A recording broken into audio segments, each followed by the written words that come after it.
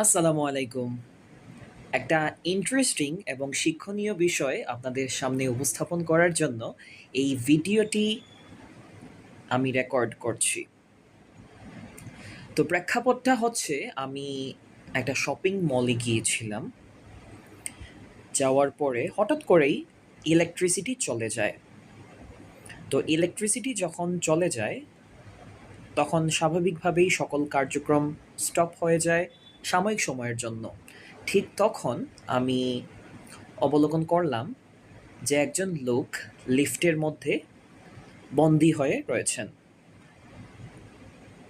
ওই লোক যিনি লিফটের মধ্যে রয়েছেন উনি নিজেও জানেন যে এটা একটা সাময়িক সমস্যা, কয়েক সেকেন্ডের ব্যাপার।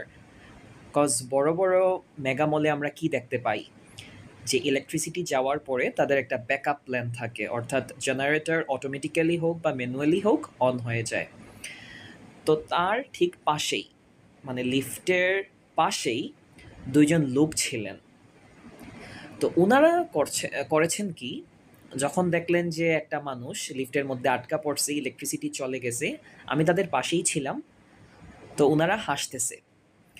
তো এই বিষয়টা আসলে মানে বলার কারণ হচ্ছে, আমরা যখন কারো ডাউনফল দেখি, আমরা বিশেষ করে, সরি টু সে, বাট বাঙালিরা, আমরা যখন আরেকজনের ডাউনফল দেখি তখন অ্যাকচুয়ালি একটা পৈশাচিক আনন্দ পাই আমরা।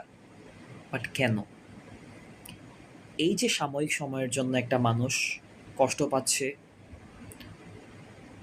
বা ধরেন কিছুটা স্ট্রেসড হইল, এটা দেখে আমরা মানে এটা দেখে তো আসলে আনন্দ নেয়ার মজা নেয়ার কিছু নাই।